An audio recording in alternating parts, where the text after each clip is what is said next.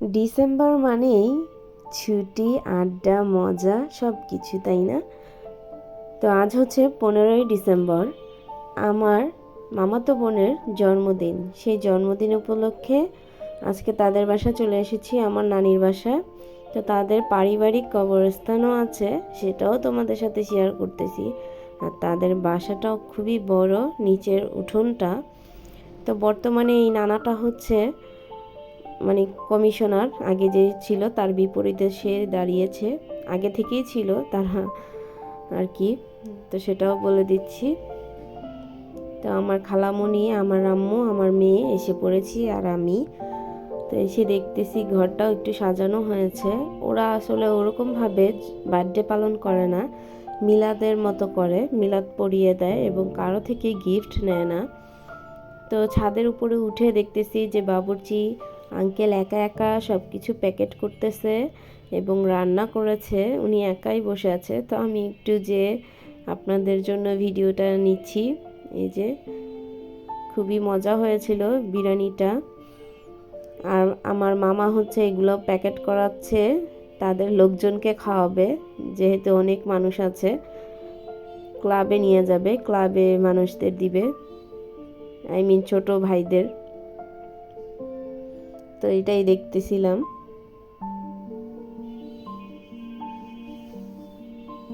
আর আমার নানি কিন্তু অনেকগুলাই গাছ লাগাইছে। পেঁপে গাছটা মাশাআল্লাহ অনেক বড় হয়েছে এবং ছোট্ট একটা পেঁপেও ধরেছে। আর রাত তো বেশি গাছ আমি বুঝতে পারতেছি না কোনটা কি গাছ। ওখানে কবুতর আছে, মুরগি আছে, তাদের আরও 2টা বাসাতে মুরগি পালে এবং বড় বড় গাছ আছে। তো এগুলো হচ্ছে মামির বাড়ির আত্মীয় স্বজন, মামির বোনেরা, কাজিন, ফুফাতো বোন, মামাতো বোন সবাই। তো ওরা একটু আমার ভিডিওতে হাই দিচ্ছে, সবাই সবাই হাই দিচ্ছে, দেখো।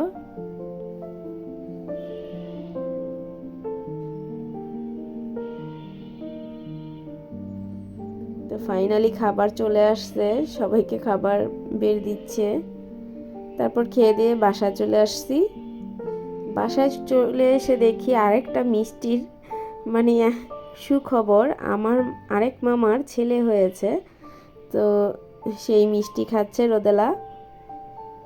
তার জন্য দোয়া করবেন, ছেলের জন্য, মাশাআল্লাহ। তো পরের দিন তো 16ই ডিসেম্বর, বিজয় দিবস আমাদের। তো অনেক সময় তো আর ঘুরতে যাওয়া হয় না, আজকে সুযোগ পেয়েছি। রোদেলার বাবা বলল বের হও, তো বের হইছে বলছে 1টা বাজে, সে আস্তে আস্তে 4টা বাজছে। তো এতক্ষণ ধরে রেডি হয়ে বসে আছি, মা মেয়ে কী করব। তো শাড়ি পরেছি আজকে, রেডি হয়েছি, একটা শাল নিয়েছি যেহেতু ঠান্ডা। আর মেয়েকে এখনও রেডি করেনি, সে মন খারাপ করে বসে আছে। আর এই ব্যাগটা নিয়েছি, ম্যাচিং ব্যাগ। তো আসতেছে না, কী যে করি, এই জন্য মা মেয়ে একটু ঢং করতেছি, দেখো আমার মেয়ে। তো ভাবতেছি 10 বছর পরে বউ সাজলে কেমন মানাবে, কেমন লাগবে, সেটাই দেখতেছি। আমার বিয়ের 10 বছর হয়েছে, আর এই শাড়িটা আমাকে গিফট করেছিল বিয়ের 1 মাস পরেই মনে হয় গিফট করেছিল রোদেলার বাবা। খুবই সুন্দর শাড়িটা, তো আজকে আবার পরলাম। তো কেমন লাগতেছে শাড়ি পরাতে সেটাই জানাবে। তা আমি ওইটাই বকবক করতেছিলাম তোমাদের কেমন লাগতেছে। তো 4:30 বাজে বের হওয়া হইল। তো আমরা যাব জিঞ্জিরার রয়্যাল টাওয়ারে, শপিং কমপ্লেক্স। তো ওখানে যাওয়ার জন্য আমরা আমাদের বাসা থেকে রিক্সা দিয়ে বের হইছি, বাইক নেওয়া যাবে না যেহেতু নদী পথ পাড়ি দিব, বাইক নিয়ে বের হয় নাই। আমরা নদী দিয়ে যাচ্ছি আর নৌকাতে একটু ভিডিও করতেছি। আসলে নদী এখন মনে হচ্ছে ছোট হয়ে গেছে, কিন্তু পাড়ি দিতে গেলে খুবই বড় মনে হচ্ছে। তো নদী থেকে বের হয়ে জিঞ্জিরা আর কি, জিঞ্জিরা ঘাটে আমরা নেমেছি। জিঞ্জিরা থেকে আবার রিক্সা করে এই তো রয়্যাল টাওয়ারে চলে আসলাম, লেভেল 5-এ। তো এখানে হচ্ছে গেম, বাচ্চাদের গেম জোন। তো আমার মেয়ে তো সেই গেম জোন দেখে কখন যে যাবে সেটাই তার সহ্য হচ্ছে না। তো বলতেছি একটু খাবার খেয়ে নিই তারপর যাই, কিন্তু ওর তো দেখেন মন খারাপ করে বসে আছে, কিছুই খেতে চাচ্ছে না। তো সব ভাইয়েরা আর ভাইয়ের বউরা এসেছে, 2টা ভাই আর ভাইয়ের ওয়াইফ, ভাইয়ের বাচ্চারা সবাই চলে এসেছে, খুবই মজা হচ্ছে। তো এই যে হালকা পাতলা কিছু খাবার অর্ডার করা হয়েছিল আগেই, যেহেতু এখানে অনেক দেরি হয়, খাবার অর্ডার করলে আধা ঘন্টা পরে দেয়। তো যা অর্ডার করেছিল ভাবিরা সেটাই আমরা একটু খেয়েছি, বাহিরে যে আবার খাবো। তো আমার মেয়ে হচ্ছে গেম জোনে ঢুকে গিয়েছে আমার হাজব্যান্ডের সাথে, আর আমি ভাবিদের সাথে এখানে একটু দুষ্টুমি করতেছিলাম যে হাই বলেন, এবং পরে ভিডিওতে দেখতে পারবেন, এই জন্য সবাই একটু মজা করতেছে।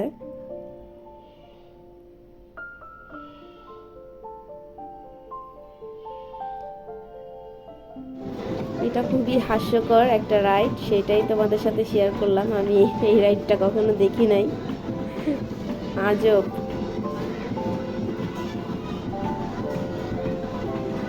ভাবির বাচ্চারা উঠেছে। এটার টিকিট মেবি 50 টাকা নিয়েছে, 50 লেখা।